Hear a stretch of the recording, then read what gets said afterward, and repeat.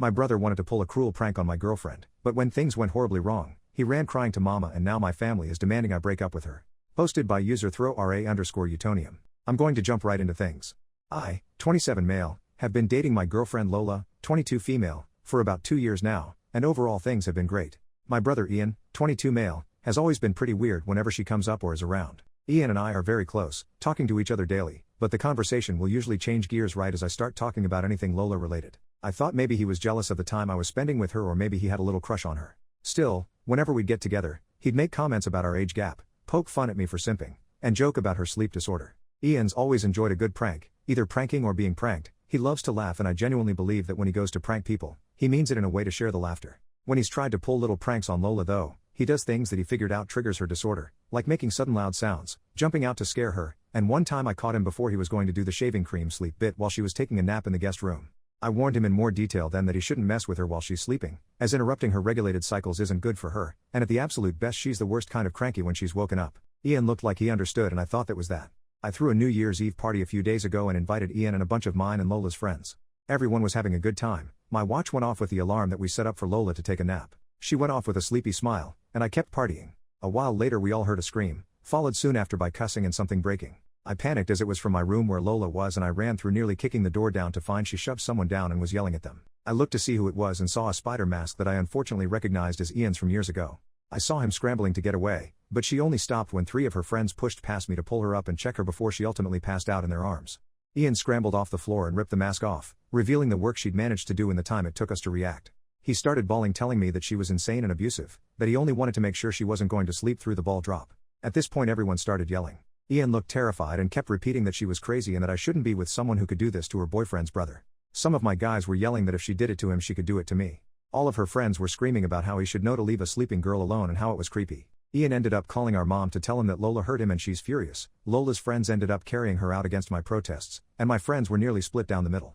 I remember standing there while everyone argued while the ball dropped, my mother calling me for the 10th time, and Lola finally texting me that she needs space to think. Since then we've lightly texted. She's expressed that she can't shake her fear of what happened, but she still hasn't told me from her side exactly what happened. Ian and my mom are trying to convince me to break up with her, and chastising me for not helping or standing up for my brother when he was being assaulted, also demanding an apology for not playing my part as an older brother. Ian has FaceTimed a few other family members and now my aunt, who paid for both our colleges and the house my mom and brother live in and helped me get my apartment, is taking the 3-hour drive up to make sure her boys are okay, which is stressing me out even more. On one hand, I know family is family and I should do what I can to stand up for the people who helped raise me and become the person I am. On the other hand, Lola is my girlfriend, I adore her, I love her, I feel like I should be there to protect her. I don't want to push her boundaries but not talking to her is a different kind of hurt. Ian is convinced that he was doing a well-intentioned prank and was wrongfully punished for wanting to make sure everyone was enjoying themselves. I don't know if I believe that, but I've known Ian for 22 years, growing up we were inseparable. I don't want to doubt him just because love may be blinding me. How do I approach the situation with Lola? How can I convince my family that Lola isn't a threat? She's honestly the most sweet and caring person. She just can't be woken up and part of me feels like she was pushed to that point. Small update. Firstly, people are asking why I feel the need to be on my family's side. After my dad left, everyone on my mom's side came together to help her get back on her feet after she lost her house and was on the brink of losing her kids too. My mom had my sister and me young and unfortunately she couldn't finish high school taking care of young twins with my grandmother dying soon after. My aunts and extended family all came together to help raise us, get my mom the help she needed, made sure we had what we needed for school, life, and really saved us from not just homelessness, but worse. I have such high respect for my family because I know what they did for me. My aunt personally tutored me after I was diagnosed with a learning disability and it's because of her that I made it to graduation, let alone college. I joke that I wanted to be like her when I grow up. And now to know that the same people that I owe my very life now to are upset with a choice I made has made me so incredibly anxious. I freeze up thinking about it just like I froze up in that room and I don't know what to do. I love her, I know I do. I'm flustered.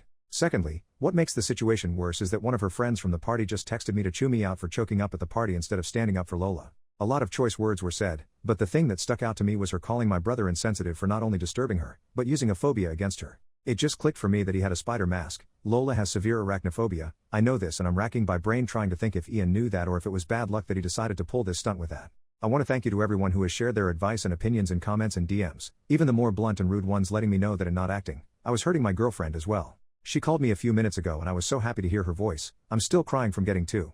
She sounded quiet, not like her usual bubbly self, and she didn't say much other than to ask if I was okay and if we could talk tomorrow. I wanted nothing more than to keep talking to her. I apologized over and over, but she thanked me for apologizing and kept changing Ray's subject to where I wanted to meet her tomorrow. We decided on this nice crepe and tea place she likes, one of our first date spots, and then she hung up. I know now that I can't stay impartial. My aunt's gonna be at my mom's soon, and I've been pacing my living room thinking of how I'm going to approach this with my family. I don't want to be rude, but I won't let my tone or language stop me from doing what I should have done in the first place. Ian has given a lot of excuses, but none of them make up for the crap he's put her through and that I let slide for no good reason. After hearing her voice and how down she sounded, I feel ready for war. She might break up with me, and after reading all of your comments, I'm disgusted with my actions and I'd leave me too. Update 2 days later, so a lot happened yesterday and I frankly don't have time to get into everything with police and packing to deal with. In short, while a lot of you advised I wait for Lola to tell me her side before I confront my family, they all came over to my apartment yesterday morning while I was writing out a list of questions for them. I was supposed to go over the night before, but I texted them saying I needed time and if we could meet later today, but they obviously didn't like that and showed up unannounced.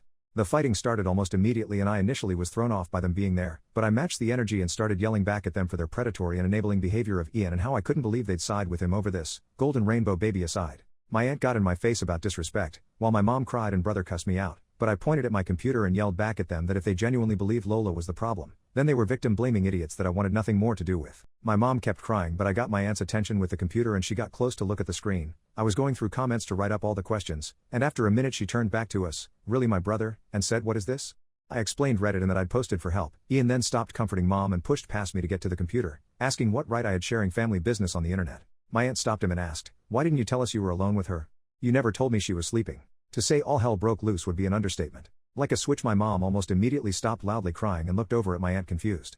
Ian started shaking his head and reiterating his version of the story, which, listening to it, was infuriatingly off.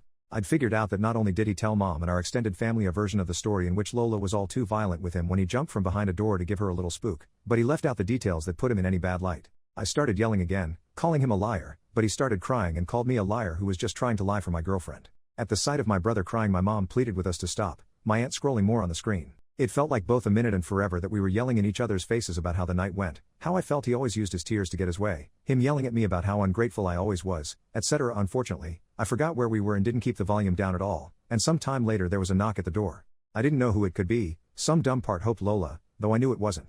It was 2 officers, answering to a noise complaint from one of the neighbors. Feeling stupid, I plainly explained that no one was hurt and we were having a heated argument, but that no one was in danger. I did let them look around and talk to my mom and brother, but my aunt spoke up when it looked like they were just going to give us a warning.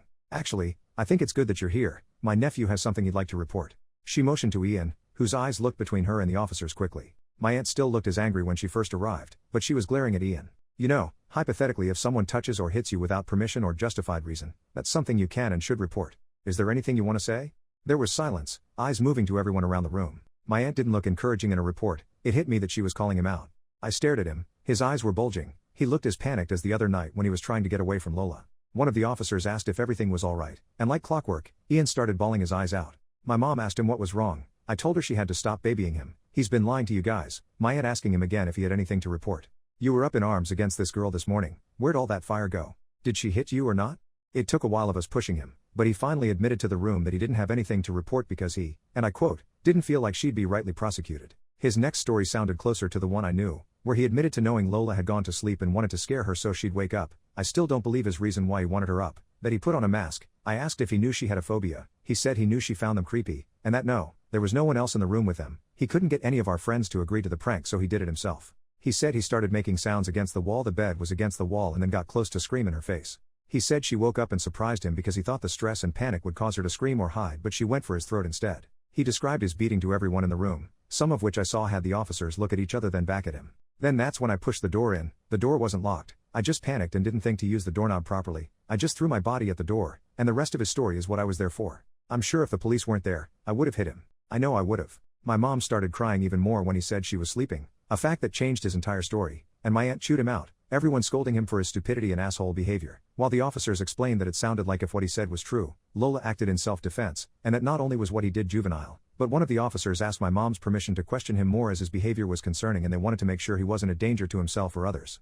My aunt and I told the cops he was 22 at the same time, an adult, and they didn't need her permission. He looks a lot younger than he is. Upon hearing his age, one of the officers sat down with him and asked him to talk through his thought process, and the other officer explained to my mom and aunt that Lola could press charges given Ian's story. My aunt still looked pissed while my mom cried about being confused and over her baby. My mom literally looked at me and said she didn't understand how her baby could do this.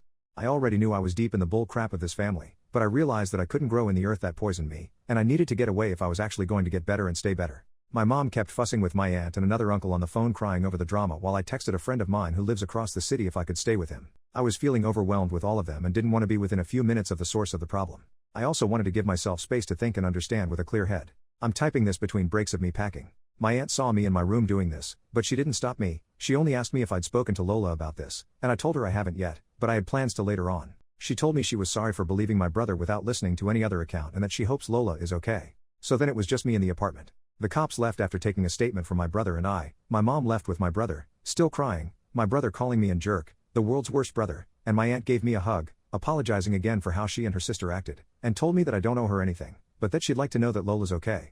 With everyone gone, I went to my friend's house and I'll be there until further notice. He couldn't make it to the party but he heard about it from multiple people. As far as Lola, yes, I did meet with her yesterday.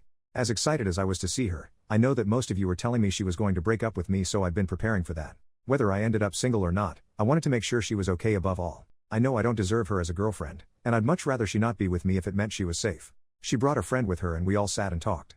I showed them both the Reddit post and Lola has asked that I not share any more information about her until she feels ready herself. She's on Reddit for gaming and general scrolling fairly often and let me know that if she came across this story without me having told her, she would have been pissed. She did however read a lot of the commenters worried about her and wanted me to express to you all that, while upset, hurt, and with mixed up emotions, she is overall okay. She doesn't like that I posted about her without at least giving her a heads up, but after I offered to take the post down, she only asked that I give her time and to leave her personal life and opinions out of anything beyond what I've already said here until she says otherwise. In short, she did break up with me, and when I told her about the police telling us that she could press charges, her friend laughed and told me that they were more than aware. She thanks everyone for their concern and told me she really hopes we both learn from this. This section was approved by her. So yeah, unless I'm forgetting something, that's all I have and can give right now. My mom has been calling and texting me, telling me that this whole ordeal has made Ian and her a wreck and she can't believe I'd let a girl do this to us. I blocked my brother right after he left my apartment, and I just blocked her. My aunt has let me know she'll talk to her, but I don't know how that's gonna go. I understand that it isn't what everyone wants, but none of this is anything I want either. To everyone who has nothing but bad things to say about me, I get it, I'm a jerk. I appreciate any and all advice I've been given. I'm gonna be taking a break from not only the bull crap in my life but this Reddit stuff took. I know I have a lot of growing to do, and I can't do that in this environment. Thank you again to everyone.